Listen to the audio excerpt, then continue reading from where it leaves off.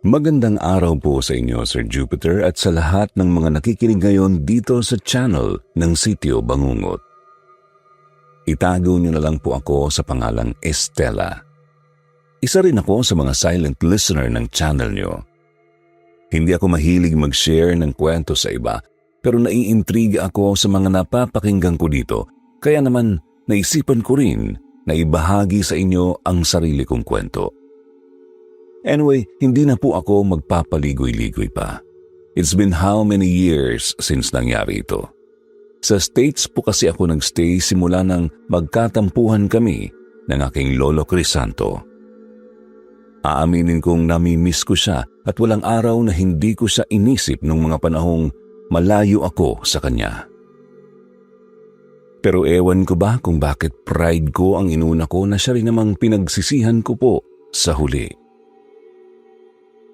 Isang araw nagulat ako sa balitang natanggap ko mula sa isa sa mga trabahador na pinagkakatiwalaan mismo ni Lolo. Pumanaw na raw si Lolo Crisanto. Matagal akong natulala nung mga oras na yun, para bang hindi agad nag-sink in yung ibinalita sa akin ng trabahador niya. Pero nang ma-realize ko pong totoo nga talaga yun, halos hindi ko ma-describe kung gaano kasakit ang naramdaman ko. Halos magwala ako. Nanuyo ang lalamunan ko sa walang tigil na pag-iyak dahil na rin po siguro sa halo-halong emosyon ko ng mga panahong yun. Sobrang pagsisisi, dalamhati at pagkamis sa lolo ko. Malapit kasi talaga ako sa kanya. Sadyang dumating lang ang oras na hindi kami nagkaintindihang dalawa kaya kinailangan kong lumayo. Hindi ko akalaing ganoon pa ang mangyayari. Sa sobrang kalungkutan at galit ko sa sarili ko noong mga panahon yun, nag-decide ako agad na umuwi ng Pinas. Nalaman yun ng boyfriend ko pero hindi niya na ako nagawang samahan pa uwi ng Pilipinas para bisitahin ang lamay ni Lolo dahil hindi rin po kasi niya maiwan ang mga responsibilidad niya sa trabaho. Hindi ko alam kung paano pa ako nakapunta sa Negros Occidental mag-isa nung mga panahong yun. Nagbe-breakdown ako sa biyahe. Walang tigil ang pag-iyak ko hanggang makauwi ako at makapasok sa loob ng ancestral house namin kung saan nakatira si Lolo Crisanto hanggang sa malagutan siya ng hininga. Isang linggo ang nakalipas simula nang mailibing si Lolo Crisanto. Sa ancestral house po ako nagstay na nakatayo mismo sa hacienda na pagmamay-ari ni Lolo.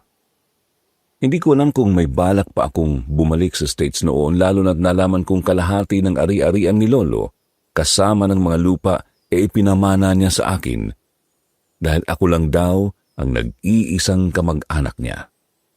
Ang kalahati naman ay sa mga trabahador ng hacienda na matagal nang naninilbihan sa pamilya namin. Nasabi rin kasi ng isa sa mga kasambahay ni Lolo Crisanto noon ako na raw ang maghahandle ng hacienda.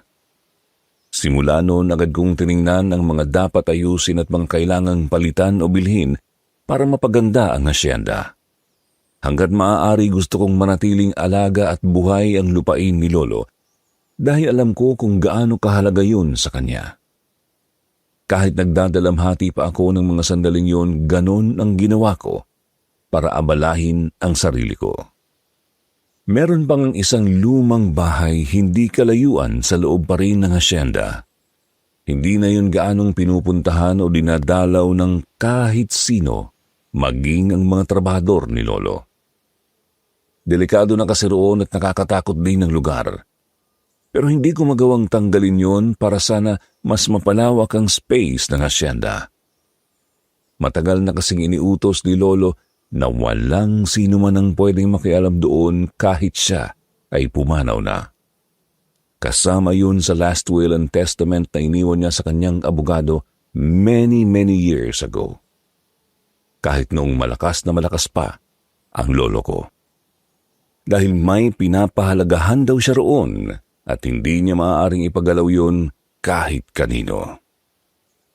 Ang akala ko, hindi ko na po malalaman ang dahilan. Pero nang minsang dumalaw ako sa kwarto ni Lolo, nakakita ako ng lumang librong nakapatong sa mesa niya malapit sa kama. Puno na ng alikabok, halatang matagal nang hindi nagagalaw. Yun po ang pinakaiingatang tala-arawan ng lolo ko. Bata pa lang ako, nakikita ko na yon. Walang kahit na sino ang pwedeng makialam sa gamit na iyon ng lolo ko. Dahil doon naintriga ako ng todo, kaya binuksan ko at binasa ang nakasulat doon. Pero hindi ko inaasahang matutuklasan ko ang matagal nang itinatago ni Lolo Crisanto dahil doon.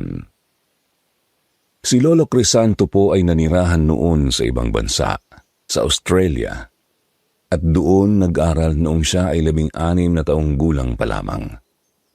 Hindi naman daw po naputol ang komunikasyon niya sa pamilya niya. Sa katunayan, pumupunta-punta pa siya sa Pilipinas para bisitahin ang mga magulang niya. Pero nahinto iyon nang mag-focus siya sa pag-aaral sa ibang bansa. Ang sabi ni Lolo Crisanto, balang araw, siya rin ang mag-handle ng mga lupain nila pagdating ng panahon.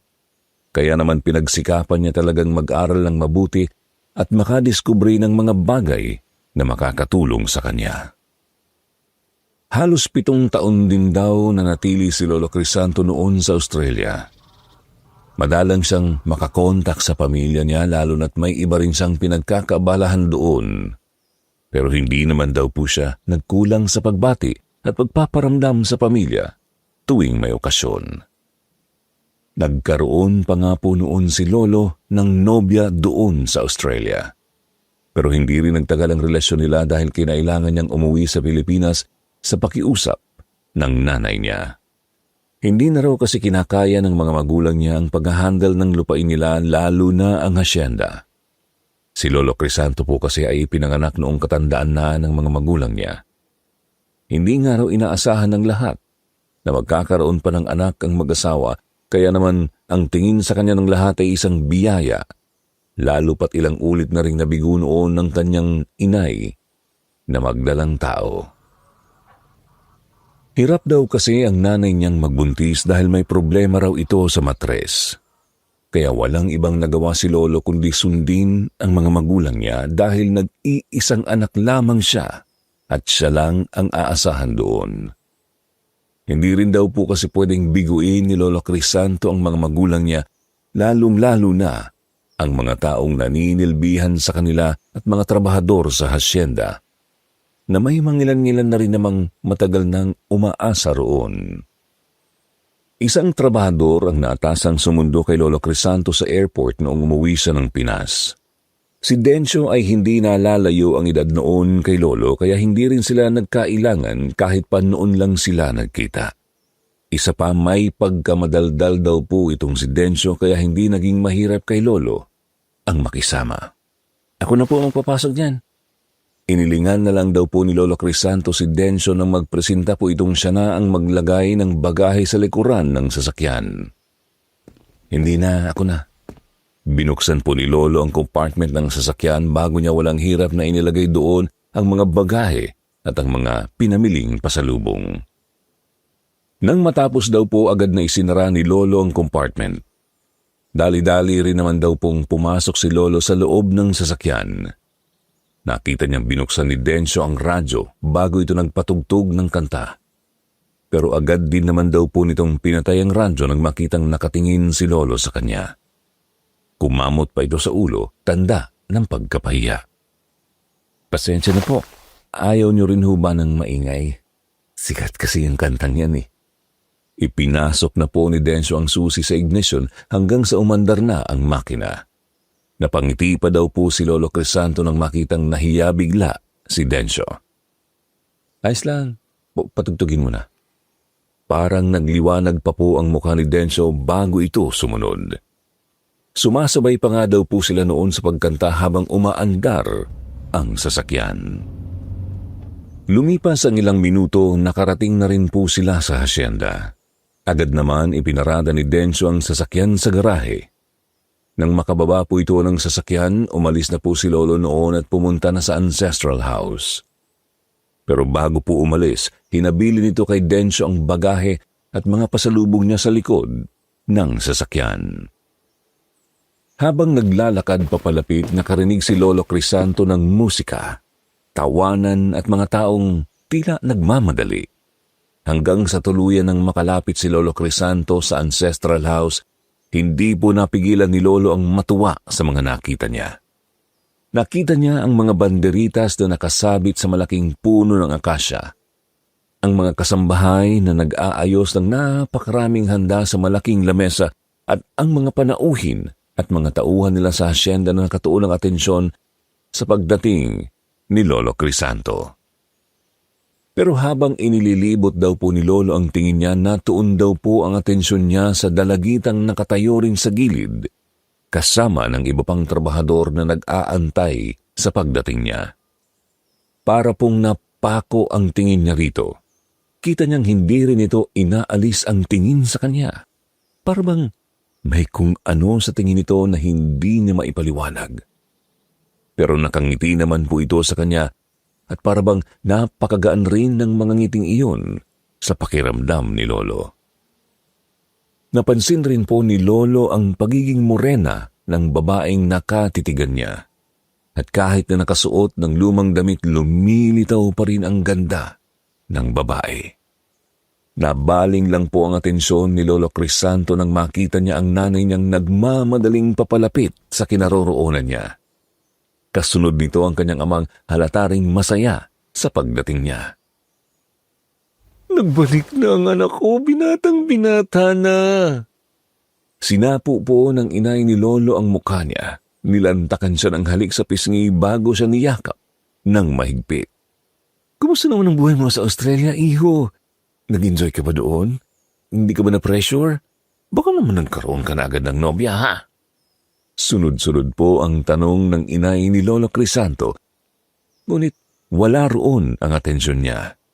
Nang makawala daw po kasi sa bisig ng ina, agad niyang hinanap ng tingin ang nakita niyang babae kasama ng ibang mga trabahador na ngayon ay isa-isa nang lumalapit sa kanya para bumati. Ang iba naman ay tumatango lang. "Mabuti pa yung magsikain na muna ang lahat. Hayaan mo na muna makapagpahinga ang anak mo, Linda. Kadarating lang eh." Sumungit po ang ama niya na nakangiting iginiya paalis ang kanyang inay para isakasuhin ang mga bisita nila. "Pagpasensyahan mo na ang inay mo. Nananabik lang yun sa pagdating mo." Nginitian naman po agad ni Lolo Crisanto ang ama niya noon. "Ayos lang po pa. Medyo sumakit lang ang katawan ko sa mahabang biyahe. Kaunting pahinga lang ho ito." Umunat-unat pa daw po ng katawan noon si Lolo Crisanto, pero natuloy pa rin ang pasimpleng pagtingin sa paligid na para bang may hinahanap. Hindi naman po nagtagal, napansin po agad ito ng tatay ni Lolo Crisanto. "Sino ba hinahanap mo? Lingon ka ng lingon sa likuran ko." "Wala naman ho, napansin ko lang kasi." "Pa, so much has changed since the last time I was here." Totoo naman daw po yun, ngunit hindi talaga yun ang tunay na dahilan kung bakit panay ang tingin sa likuran ng tatay ni Lolo. Doon kasi niya huling nakita ang babaeng natuunan niya kaagad ng pansin, kaya naman nang mawala ito sa paningin niya, agad niya itong hinanap. Hindi daw po pamilyar ang mukha ng babaeng yun. Sa katunayan, noong makaalis si Lolo Crisanto, wala siyang namumukaang ganoon sa hasyenda. Kaya naman inisip na lang daw po ni Lolo Crisanto na baka isa sa mga bagong trabahador nila ito. Marami na daw po kasing bagong nadagdag na tauhan.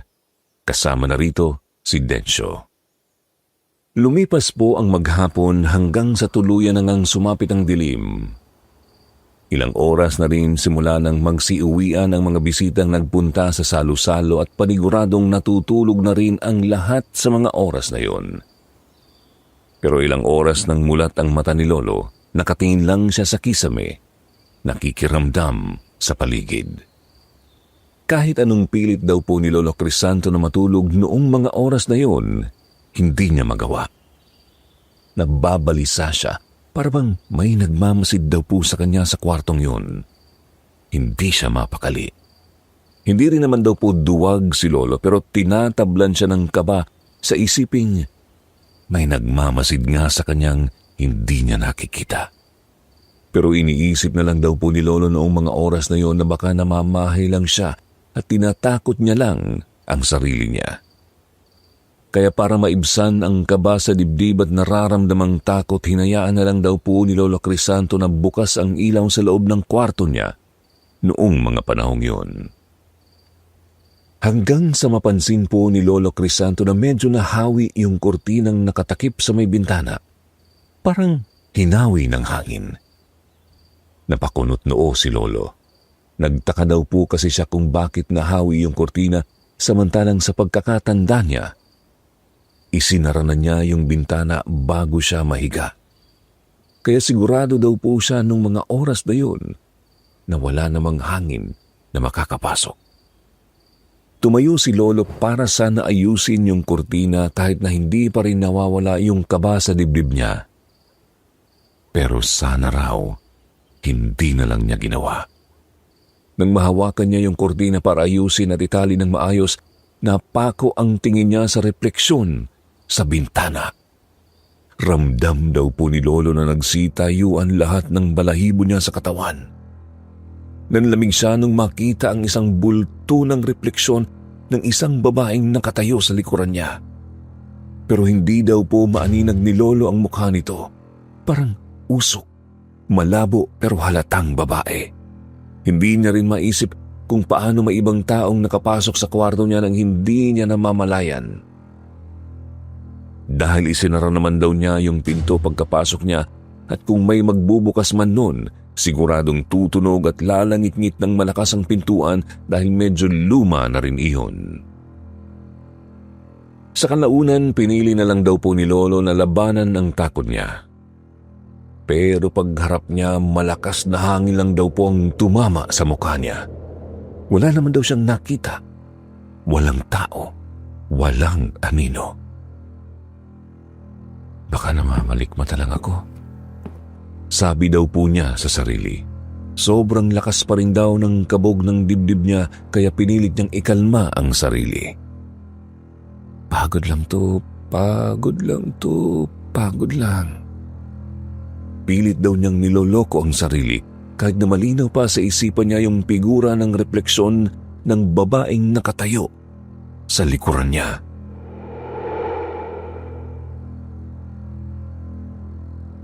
Muli siyang humarap sa bintana, hawak pa rin ng kurtina. Habang ikinakawit niya ito para hindi nahanginin, natanaw niyang parang may tao doon sa may hardin. Kita kasi mula sa bintana ang hardin, yung dinaraanan ng mga trabahador kapag nag-iigib sila ng tubig nung araw. Napakunot ang noo niya. Bahagyang tumango, parang sinisigurado kung totoo nga bang may tao sa labas. Kinusot niya ang mga mata niya tapos muling tumingin sa bintana. Tanaw pa po ni Lolo mula sa itaas ang mga batong pathway na pakurbada sa gitna ng damuhan. Sa magkabilang gilid ng daan may mga paso ng bougainvillea at yerba buena na bahagyang tumubo na kung saan-saan. May lumang upuang bakal sa tabi ng puno ng kalamansi. Kalawangin na at halos matakpan na ng mga damo. Sa poste sa likod ng hardin may nakasabit na gaserang di kuryente na palaging nakabukas tuwing gabi. Mahina ang liwanag pero sapat para maaninag niya ang isang babaeng nakatayo sa gitna ng hardin. Teka, yung ba yung babae kanina? Dumungaw pa siya ng kaunti. Nakita niyang nakaharap ang babae sa isang matanda at malalaking puno pero hindi ito kumikilos. Nakatitig lang ito doon, parang may malalim na iniisip. Anong ginagawa nun doon? Gabi na. Nagtaka raw po talaga si Lolo. Ang alam niya kasi kapag sumasapit na ang gabi, tulog na ang lahat. Maliban na lang sa nagro-ronda sa hasyenda. Hanggang sa umikot ang ulo ng babae. Tumingin ito mismo sa taas sa bintana kung saan naroon si Lolo. Dahil bukas ang ilaw sa kwarto, kitang-kita siya nito mula sa loob, lalo pat sobrang lapit niya sa bintana. Nagtagpo daw po ang mga mata nila at kitang-kita ni Lolo kung paano biglang sumilay ang isang ngiti sa labi ng babae. Nakaramdam siya ng kilabot sa ngiti na yon ng babae. Nawirduhan daw noon si Lolo. Nagsalubong pa raw po ang kilay niya habang patuloy pa rin siya sa pakikipagtitigan sa babae. Baliw na ba to? Hindi raw maiwasang bulalas ni Lolo sa sarili lalo na't napansin niya yung kakaibang ngiti ng babae. Hindi yung tipong masaya, kundi parang nananabik. Ilang saglit din silang nagtitigan hanggang si Lolo na mismo ang unang bumawi ng tingin. Akmang isasara na sana niya ang bintana nang makita niyang sumenyas ito. Inaaya siyang lumabas. Medyo nag-alinlangan daw si Lolo. Hating gabi na at kung tutuusin, pwede namang bukas na lang kung may balak itong makipagkilala sa kanya. Pero hindi niya maipaliwanag kung bakit. Parang may humihila sa kanya palabas. Parang may sariling isip ang katawan niya na kusa na lang siyang naglakad at kumilos. Mabilis siyang lumabas ng kwarto. Hindi inalintana ang dilim ng makitid na pasilyo.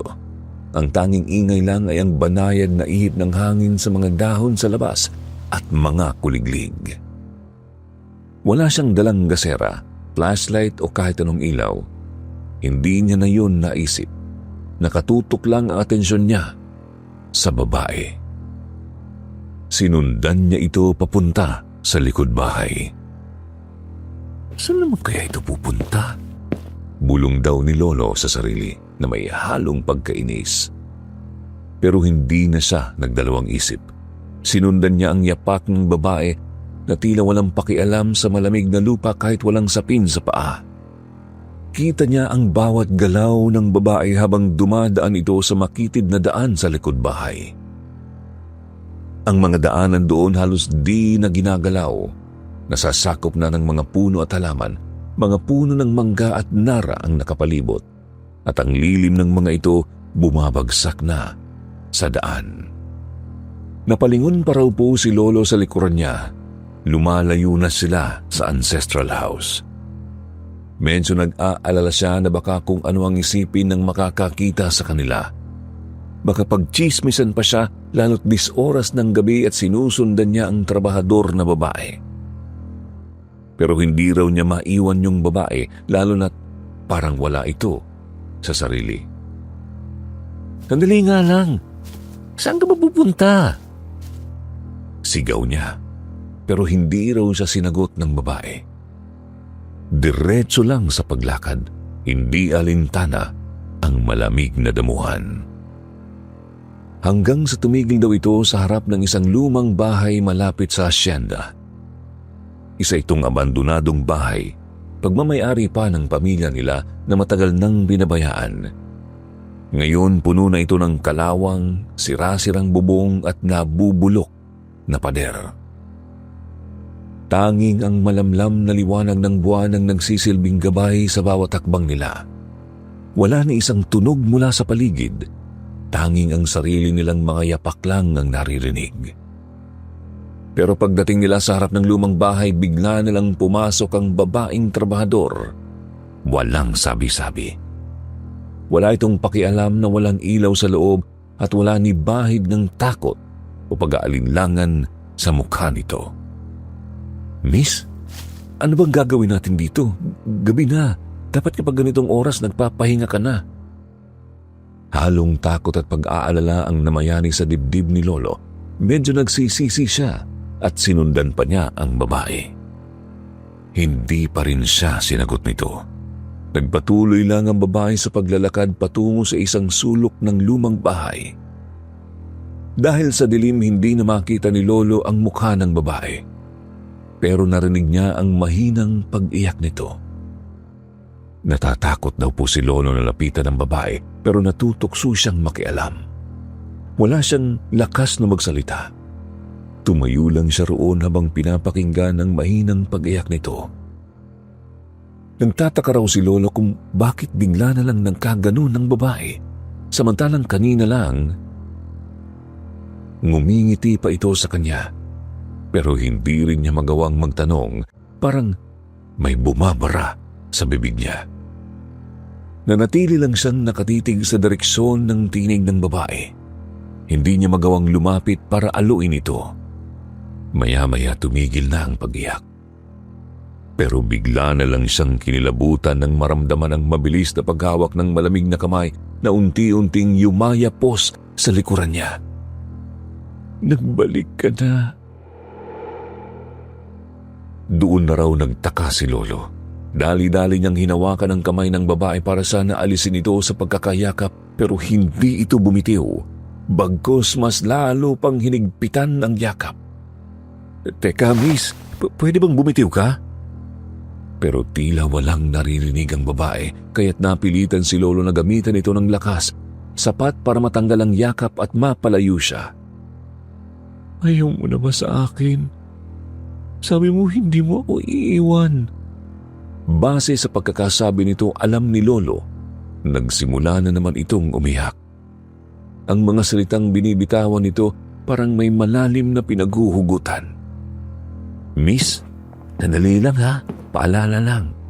Pwede bang huwag kang nagyayaya ng lalaki sa 10 oras ng gabi, lalo na kung wala ka namang kailangan?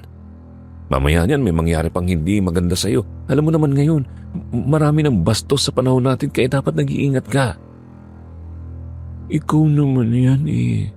Tuwing kasama kita, alam kong hindi ko kailangang matakot. Kasi, nandyan ka." Talagang mapilit pa rin ang babae. Halata sa mukha na ayaw nitong palayuin si Lolo Crisanto sa kanya. Kahit na nawiwirduhan, sumagot pa rin daw si Lolo rito.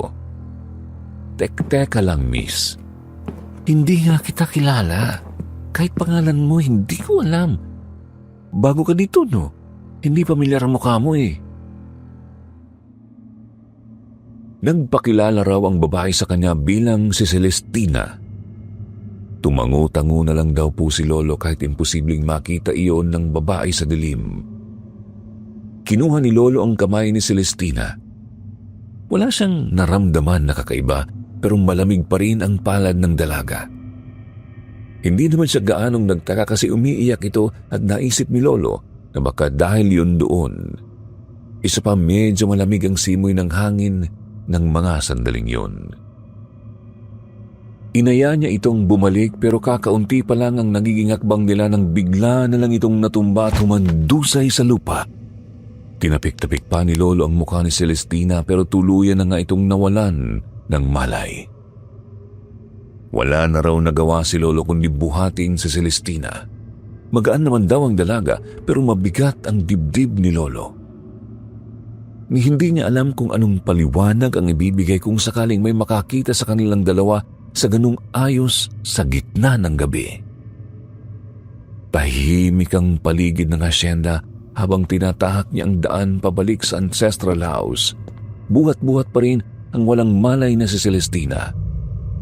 Tanging tunog ng kanyang sapatos ang maririnig. Habang nilalakad ang madilim na pasilyo, napaisip pa si Lolo kung dapat ba niyang dalhin ang babae sa tinutuluyan nito at tumawag ng isa sa mga trabahador para tumulong. Pero naisip niyang baka kapag ginawa na yun, magtaka ang mga ito kung bakit kasama niya ang isa sa mga trabahador na babae sa gitna ng gabi. Ayaw naman niyang pag-isipan siya ng masama, lalo na't kakauwi lang niya galing Europe noong panahong yun. Medyo hinihingal pa si Lolo matapos akyatin ang mga palapag ng hagdan bago siya nakarating sa dulong kwartong ginagamit lang kapag may panauhin. Balak niya kasing doon ihiga si Celestina.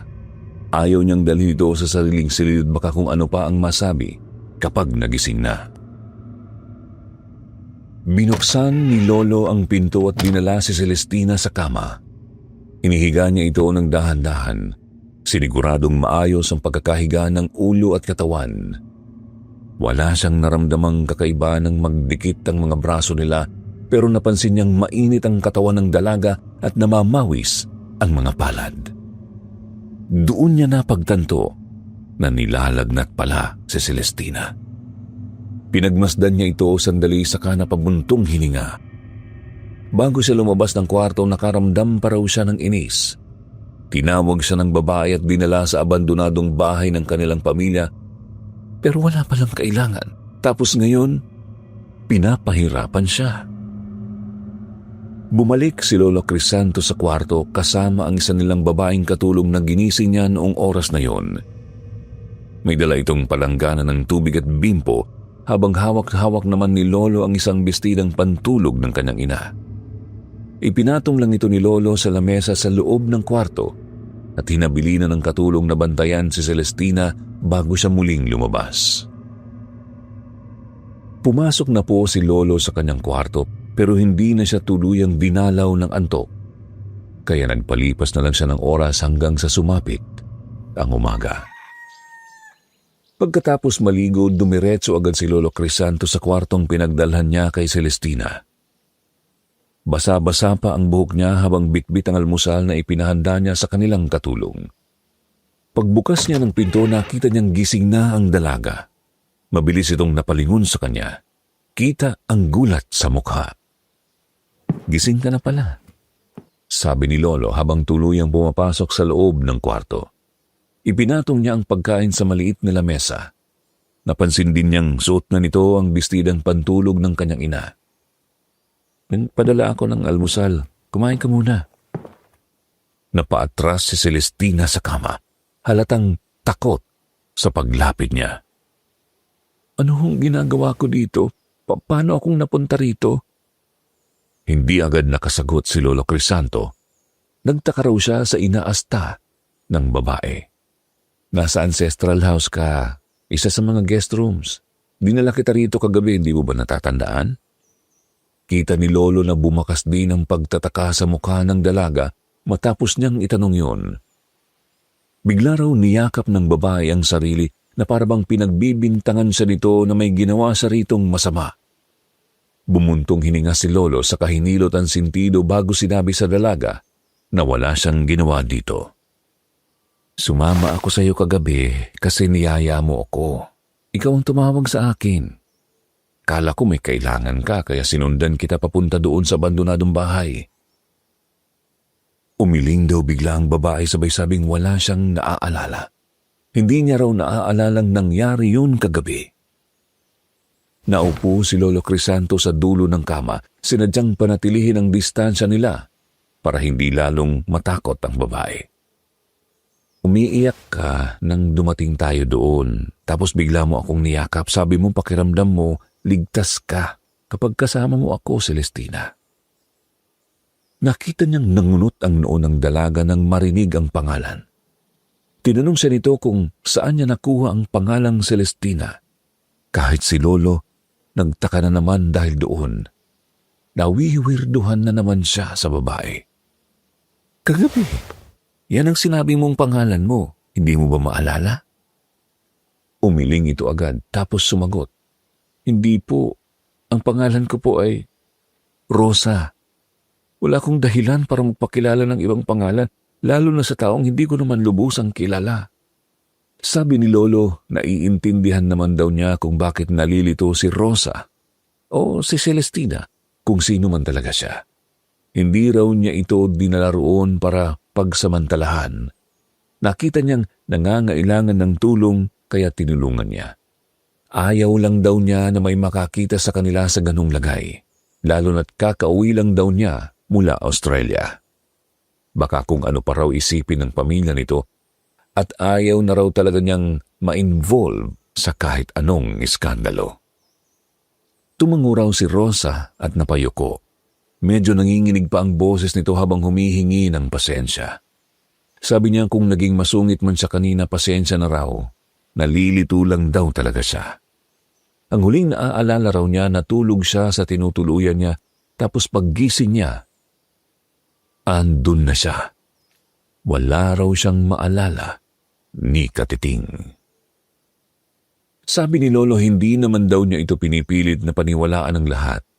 Pero sana raw kahit konti lang, maniwala si Rosa na wala siyang ginawang masama. Gusto lang daw talaga niyang tumulong, tapos tumayo na raw siya at lumapit sa pinto.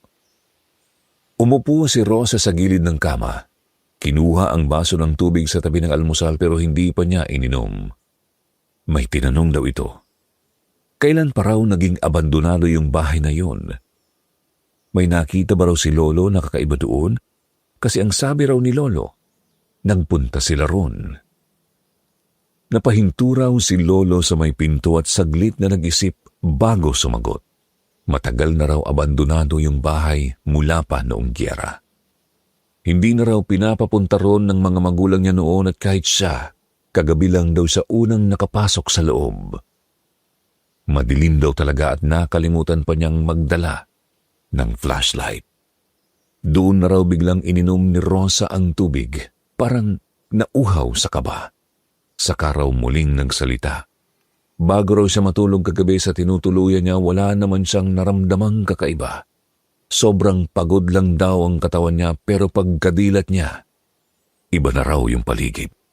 Hindi na raw ito panaginip. Masyado raw itong totoo.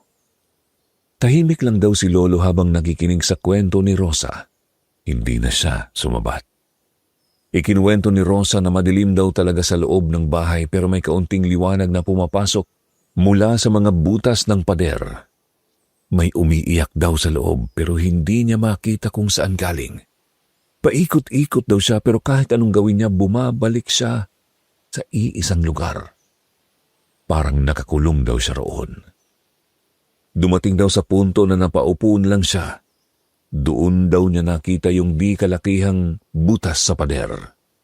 Sa labas noon may 2 anino ng tao. Hindi niya raw makita ng malinaw ang mga mukha pero parang pamilyar. Sumigaw siya ng sumigaw paulit-ulit pero parang hindi siya marinig. Hanggang sa bigla na lang daw nawala yung 2 anino. Napansin daw ni Lolo na napahawak ng mahigpit si Rosa sa kumot. Nanginginig. Sabi pa raw ni Rosa, akala niya wala nang mas nakakatakot pa, pero paglingon niya, may babae raw siyang nakita. Bulok na raw ang mukha nito. Sobrang baho at halos maduwal daw siya. Pero ang pinaka nakakatakot, sinakal daw siya nito. Hindi raw siya makahinga hanggang sa napapikit na lang siya kasi hindi na niya kaya. Hindi raw alam ni Lolo kung ano ang iisipin. Kahit anong pilit, hindi niya maipaliwanag yung mga sinasabi ni Rosa. Sabi ni Rosa, pagdilat daw niya ng mata, nasa kwarto na siya ni Lolo. Pero kahit gising na raw siya, parang totoo pa rin ang lahat. Masakit pa rin daw ang leeg niya. Hanggang ngayon daw, hirap pa rin siyang huminga. Saglit daw na natahimik ang paligid. Tanging ihip lang ng hangin mula sa labas ng bintana ang maririnig. Pilit daw pinanatili ni Lolo ang pagiging kalmado niya, kahit ang totoo. Sabog na ang isip niya. Hindi niya maintindihan kung bakit ganun ang nararamdaman niya. Tumikhim daw si Lolo para magkaluwag-luwag ng hininga.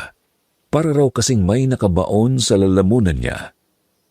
Sabi niya kay Rosa na huwag itong mag-alala. Hahanapan nila ng sagot ang nangyari. Hindi raw niya ito pababayaan. Doon daw nakita ni Lolo na lumamlam ang ekspresyon ni Rosa. Pero maya-maya lang ay lumiwanag ang mukha nito. Napangiti raw si Lolo nang makita iyon. Dagdag pa raw ni Lolo, parte na raw ito ng responsibilidad niya. Siya na raw ang bahala sa asyenda at ibig sabihin responsibilidad na rin niya ang lahat ng tao roon. Kapag may problema, kailangan niyang ayusin agad. Hindi na raw nagpaligoy-ligoy pa si Lolo noon at inisip niya kung saang pinakamalapit na parte siya pwedeng magsimula para matukoy ang nangyayaring kababalaghan sa kanila. Natatawa na nga lang daw si Lolo sa sarili niya. Kakauwi lang niya pero nabigyan agad siya ng isang misyon. Sa isip niya, ayos na rin to. Dito rin kasi niya mapapatunayan sa sarili niya na magiging isa siyang magaling na hasyendero at hindi masasayang ang mga pinaghirapan ng pamilya nila.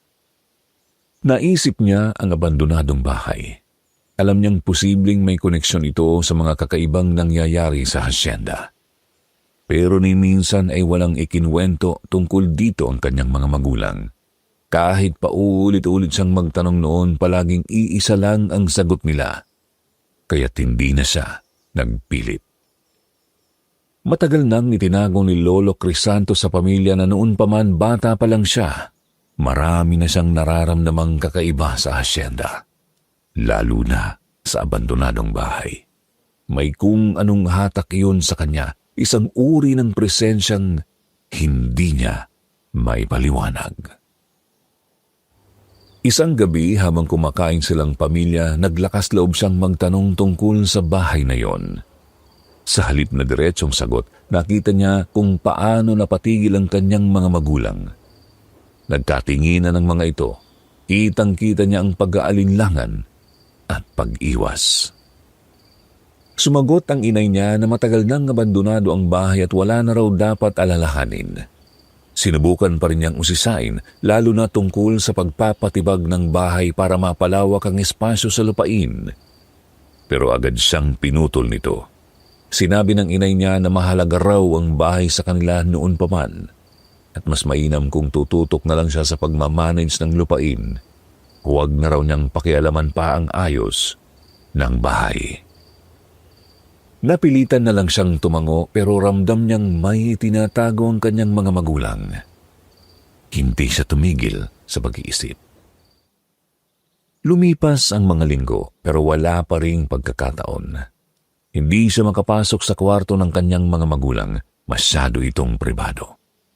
Hanggang sa dumating ang isang araw ng linggo, nagpasya ang kanyang mga magulang na magsimba at hindi siya isinama dahil nagdahilan siyang masama ang pakiramdam niya. Ang totoo, yun ang plano niyang pagkakataon. Nang makaalis na ang mga ito, agad siyang nagtungo sa kwarto. Dahan-dahan siyang pumasok. Maingat na maingat. Baka may makakita sa kanyang katulong. Hinalugog niya ang mga drawer, ilalim ng kama, kahit aparador. Pero sa unay, wala siyang nakita. Hanggang sa mapansin niyang may lumawit na maliit na baul sa ilalim ng kama. Kinuha niya ito. Wala itong alikabok kaya't halatang nililinis at binabantayan. Nakalak ito kaya't naganap siya ng susi. Ilang sandali pa may kumislap sa pader nang galing sa sinag ng araw na tumama sa isang bagay. Susi nga. Nabuksan niya ang baul at nakita sa loob ang isang journal at lumang larawan ng dalawang babae. Isa ay mukhang kasambahay, may dumi sa bestida at may nakasulat na pangalan sa likod ng litrato. Celestina. Ang isa naman ay may suot na mamahaling alahas. Rosa ang pangalan. Napatingin si Lolo sa journal. Medyo kupas na ang kulay, pero malinaw pa rin ang pangalang nakaukit sa harapan. Crisanto? Natigilan si Lolo. Hindi yon ang sulat kamay niya o ng kanyang mga magulang. Bumilis ang tibok ng puso niya habang dahan-dahang binubuklat ang mga pahina. Sa pahina ng journal, tumambad sa kanya ang isang kwento ng trahedya. Si Celestina ay nobya ng isang lalaking nagngangalan din bilang Crisanto, isa sa mga ninuno ng lolo ko na nagmay-ari ng pangalang yon. Doon yata isinunod ng mga magulang niya ang kanyang pangalan. Ayon sa journal, tinutulan ng mga magulang ni Crisanto ang relasyon nila dahil isa lamang kasambahay si Celestina. Sa kabila ng pagtutol, pinaglaban nila ang isa't isa hanggang sa pilit na ipinakasal ng magulang niya si Crisanto kay Maria. Isang babaeng gaya niya ay mataas din ng estado sa buhay. Hindi niya minahal si Maria pero kalaunan ay nagkaanak sila. Gayunpaman hindi tumigil si Crisanto sa pakikipagkita kay Celestina. Patuloy siyang nagtaksil sa asawa. Nang malaman ito ni Maria, binalot siya ng matinding depresyon. Isinugod siya sa ospital pero hindi na naisalba ang kanilang anak. Hindi pa man siya tuluyang nakababangon sa pagkamatay ng anak, natuklasan niyang nagpapatuloy pa rin ang pagtataksil ng asawa niya. Sa sobrang galit, pinlano ni Maria ang paghihiganti. Isang araw habang wala si Crisanto ay pinatawag niya si Celestina at pinahirapan ito sa loob ng bahay na yun mismo sa tulong ng mga binayarang tauhan. Pinatay si Celestina at ibinaon sa likod ng bahay. Nang makauwi si Crisanto, hindi na niya nakita si Celestina. Ngunit hindi nagtagal, nalaman niya ang buong katotohanan. Sa tindi ng galit at pighati, tinapos niya ang buhay ni Maria sa mismong bahay din kung saan sila nakatira. Bago niya tuluyang kitilin ng sariling buhay, isinulat niya ang lahat sa journal na yun. Isiniwalat ang lihim ng kanilang angkan. Akala ni Lolo Crisanto ay tapos na ang revelasyon, pero may isa pang bagay ang nagpayanig sa kanyang diwa. Mula sa pinakadulong pahina ng journal may nalaglag na larawan. Nang pulutin niya ito, nalaki ang kanyang mga mata. Halos mawalan siya ng lakas. Ang larawang yun ay siya. Pero halatang luma na ito, tilakuhang matagal na panahon na ang lumipas. Natakot siya at nakaramdam ng kilabot. Kamukhang kamukha niya. Ang ninuno niyang Crisanto rin ang pangalan. Nanginginig si Lolo noong mga oras na yon. Hindi niya maintindihan kung anong nangyayari. Ang akala niya ay kapangalan lang niya yon, pero nagkamali siya. Napatakip si Lolo sa sariling bibig. Nahihilo siya, sumasakit ang ulo sa isiping, para bang iisa lang sila, para bang muli lang siyang nabuhay. Para muling pagdusahan ang kasalanang ginawa niya noon. Mabilis na ibinalik ni Lolo Crisanto ang journal at mga larawan sa maliit na baul bago ito muling isinilid sa ilalim ng kama. Hindi niya sukat akalain na sa pag-iimbestiga niya para kay Rosa, matutuklasan niya ang mas malalim pang sikreto na nakabaon sa mismong kasaysayan ng kanilang pamilya. Ngayon, habang pinuproseso ni Crisanto ang lahat ng nalaman niya, pakiramdam niya ay binabalot siya ng malamig na hangin sa buong katawan. Pinalipas ni Lolo ang araw na yun. Nakapag-isip na siya at buo na ang desisyon niya. Aalamin niya ang mga nangyayari kahit ano pa ang maging kapalit nito. Ilang araw na ang lumipas at kita niya ang pagbabago sa katawan ni Rosa. Nangangayayat na ito at kung minsan ay gumagawa ng mga bagay na hindi naman niya naaalala kinabukasan. Nag-aalala na ang pamilya nito at humihiling sa pamilya ni Lolo na dalhin si Rosa sa pinakamalapit na ospital. Pumayag ang mga magulang ni Lolo Crisanto, ngunit taliwas yun sa desisyon niya. Hindi niya pinahintulutan yon at nagmatigas siya kahit alam niyang ikagagalit iyon ng pamilya ni Rosa. Ngunit alam niyang sa oras na dalhin siya roon, mas lalo lamang lalala ang lagay nito. Dahil sa katawan ni Rosa ay naninirahan ang dalawang kaluluwang hindi matahimik. Baka mabigla ang katawan nito at tuluyan ng bumigay. Matagal nang ginagamit ang katawan ni Rosa kahit noong mga panahong malayo pa si Lolo Crisanto.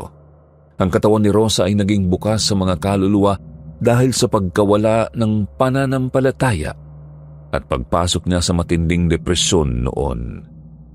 Alam ni Lolo Crisanto na kapag hindi natigil ang paggamit sa katawan ni Rosa, baka tuluyan na itong bumigay, kaya kailangan niyang gumawa ng solusyon para dito.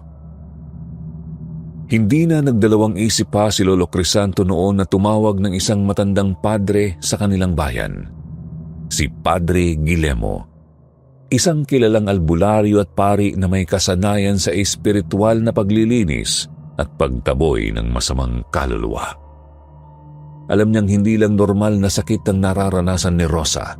Ito ay dahil sa paggamit ng kanyang katawan ng mga espiritong hindi matahimik. Isiniwalat lahat ni Lolo Crisanto sa pari ang tunay na nangyari at dahilan nito. Hindi naman nag-alinlangan ang pari at agad na pumayag na tumulong. Pasalamat na lang siya at hindi nito kinestyon ang lahat ng sinabi niya, lalo na at nasaksihan din mismo ng pari ang nangyayari kay Rosa. Kinabukasan, bago pa sumikat ang araw, sinundo ni Crisanto si Padre Guillermo at ang dalawang sakristang bihasa rin gamit ang sasakyan niya. Sa buong biyahe walang imikan, tanging ingay lang ng makina ang maririnig. Wala ni isang nangahas magsalita, marahil dahil sa kakarhapin nila pagdating sa abandonadong bahay. Tutol ang mga magulang ni Lolo Crisanto sa gagawin niya pero wala na silang nagawa. Alam nilang hindi na sila papakinggan ni Lolo lalo pat nalaman na nito ang totoo. Para hindi mahalata ng mga trabahador sa hasyenda, pinaikot ni Lolo Crisanto ang kotse at pinadaan ito sa likurang tarangkahan. Ipinagutos niya itong pabuksan kay Denso bago siya umalis. Isinama ni Lolo si Denso nang magpresenta itong tumulong din. Agad silang naglakad papunta sa abandonadong bahay. Hapon na rin nang makarating sila sa hasyenda dahil na rin sa layo ng pinagsunduan ni Lolo sa pari at sa dalawang sakristan. Nagdala sila ng flashlight para magsilbing liwanag sa paligid at daan. Nagdala rin sila ng sagradong tubig, insenso, krus, lubid at Biblia. Pero bago pa sila makapasok, napansin nila ang figura ng isang babaeng nakatingin mula sa itaas ng abandonadong bahay. Si Rosa. Medyo tinakluban ng takot si Lolo Crisanto. Sa pagkakatanda niya kasi, halos hindi na magawang makaupo ni Rosa dahil sa sobrang panghihina. Madalas itong nagsusuka at kung ano-ano ang sinasabi. Alam ni Lolo na hindi si Rosa ang tinititigan niya noong mga oras na yon. Dali-dali silang pumasok sa loob nang umalis sa pwesto nito si Rosa. Hinalughog nila ang abandonadong bahay. Maraming insekto sa paligid at parang kahit anong oras ay bibigay na ang hagdan, kaya nag-iingat sila kapag umaakyat sa ikalawang palapag. Pero wala silang nakitang Rosa. Isang malamig na hangin lang ang dumampi sa katawan nila noon. Napagpasyahan nilang magsama-sama habang naghahanap. Nang biglang mawala si Denso mula sa tabi ni Lolo Crisanto. Narinig niyang sigaw nito mula sa isang kwarto ng abandonadong bahay, medyo may kalayuan mula sa kinatatayuan nila. Tinakbo agad ni Lolo ang pinanggalingan noon. Agad nilang nakita si Denso sa isang sulok, katabi ng lumang kama. Hawak-hawak nito ang braso niyang duguan at may malaking sugat. May mangilan-ngilang bubog sa ibaba. Nakita rin niya ang basag na salamin na nakasabit sa loob ng kwarto, kaya't sigurado siyang doon galing yun. Denso! Dali-daling nilapitan ni Lolo ang pwesto ni Denso, pero napatigil siya nang maramdamang parang may matang nakatingin sa kanya mula sa itaas. Isabay pa ang tunog ng naglalaglagang mga kahoy mula roon. Crisanto, huwag kang aalis sa pwesto mo. Narinig ni Lolo ang boses ng pari na nanatiling nakatayo sa may pintuan kasama ang dalawang sakristan. Nagtitigan sila ni Lolo Crisanto. Kita niya kung paanong bumahid sa mukha nito ang takot habang nakatingin sa kanya. Maya-maya nabaling ang tingin nito sa likuran niya. Hindi na nakatiis si Lolo. Lumingon siya sa direksyong tinitignan ni Denso. Nanlaki ang mga mata niya nang makita si Rosa. Nasa itaas ito ng kisame, nakakapit habang nakangisi. Pero hindi yun ang mas nagbigay ng takot kay Lolo. Nakita niyang bumaba ito mula sa itaas. Napaatras pa sila dahil doon. Parang awa niyo na, tigil niyo na to. Isuko niyo na sa Diyos ang galit niyo. Pakawalan niyo na ang katawan ni Rosa. Wala siyang kinalaman dito. Sumigaw si Lolo, pero parang wala raw itong narinig. Humagikgik ito, para bang natutuwa sa kanya nang makita siya sa ganoong sitwasyon. Noong mga oras na yon, galit na galit ang babae. Ramdam daw ni Lolo Crisanto ang puot sa boses nito habang sinisigawan siya. Hindi lang bilang siya, kundi bilang representasyon ng lalaking naging dahilan ng pagkamatay nito. Sa loob-loob niya, alam niyang si Maria ang kaharap niya. Hindi siya makapaniwala, pero hindi rin niya kayang ipagkaila. Parang nananaginip lang daw si Lolo noon, pero talagang totoong-totoo ang nangyayari sa paligid. Pinilit niyang ipaliwanag. Sabi niyang hindi siya ang Crisantong gumawa ng kasalanan, hindi siya ang pumatay sa kanya. Nakiusap siyang isuko na nito sa Diyos ang matinding galit na bumabalot sa espiritu nito. Sa puntong yun, bigla raw itong natahimik. Yumuko at saka napahagulgol. Parang may kinikimkim na matinding sakit. Saglit na nagbago ang ekspresyon nito, tila may hinaing na gustong ilabas. Doon na raw narinig ni Lolo ang boses ni Rosa. Nagmamakaawa ito, humihingi ng tulong at halatang hirap na hirap.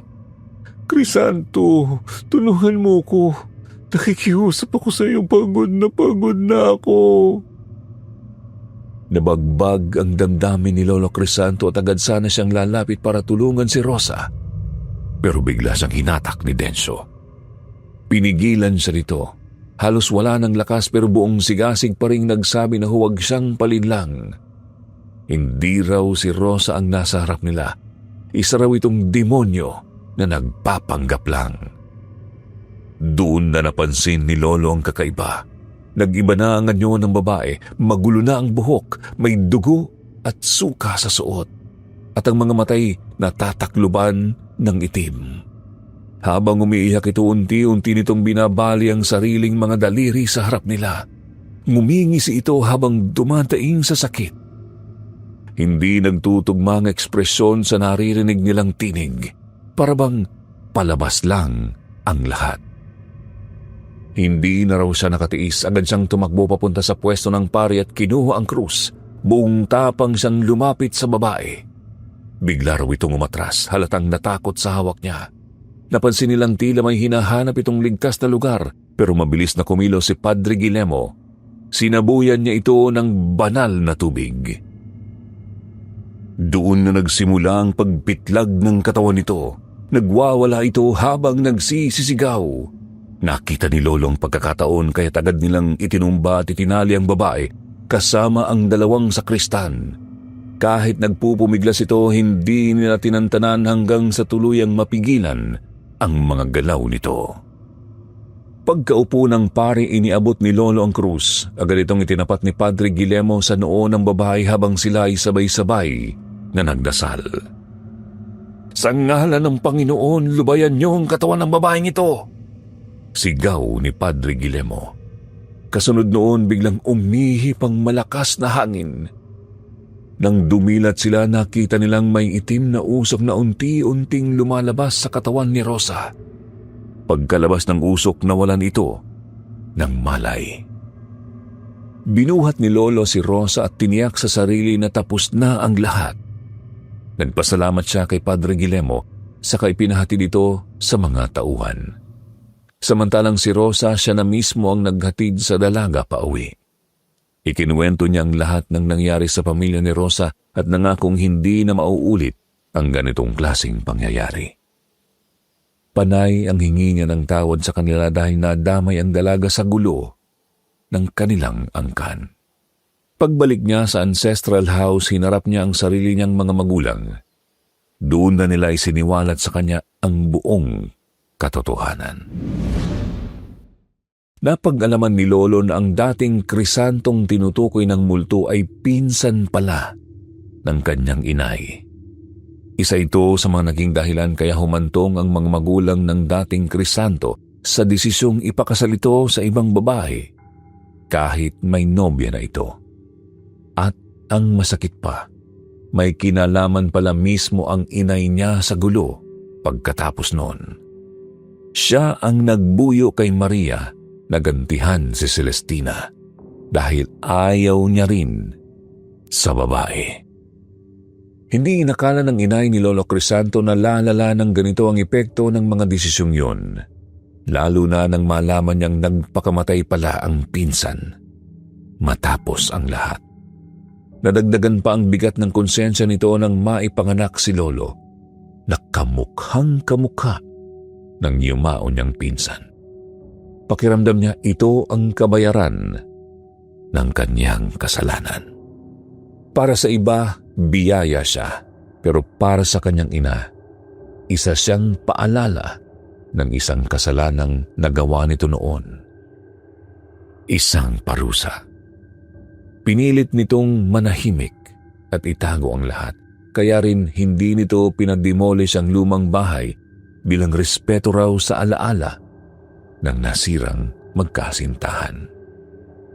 Ikinagalit iyon ni Lolo. Ramdam niya ang panawagan ng kaluluwa ni Celestina kaya hindi siya nag-aksaya ng oras. Ipinahukay niya ang likod ng lumang bahay at natagpuan nila ang isang kalansay. Ibinigay niya rito ang isang disenteng libing kasama ang dasal at basbas mula sa pari. Nang matuklasan ko po ang lahat ng iyon, hindi ko mapigilang umiyak. Napakarami palang tiniis ni Lolo. Lalo akong nalungkot sa katotohanang hindi ko man lang siya nakita bago siya pumanaw. Pero sa kabila ng lahat, alam kong payapa na siya ngayon. Naging masaya rin naman sa buhay ang lolo ko nang makilala niya si Lola. Maganda ang pagsasama nila, kaya nga isinilang ako sa mundo. Kaya lang po maaga ring nagpaalam ang lola ko dahil sa isang aksidente. Noong ipinagbubuntis pa lang daw ako ni Mama. Hindi ko na po ito naabutan. Sabi ni Lolo, kamukhang-kamukha ko naman daw si Lola. Kaya nga isinunod dito ang pangalan ko. Yun ang dahilan kaya palagi niyang sinasabi na ako raw ang paborito niyang apo. Di ko alam kung mawiwirduhan ba kayo sa pamilya namin, pero talagang ganito po ang takbo ng isip nila. Sana po nagustuhan ninyo itong kwentong ibinahagi ko sa inyo ngayon. Muli ako nga po pala ulit, si Estela. Hanggang dito na lang po, Sir Jupiter. Maraming salamat sa pakikinig.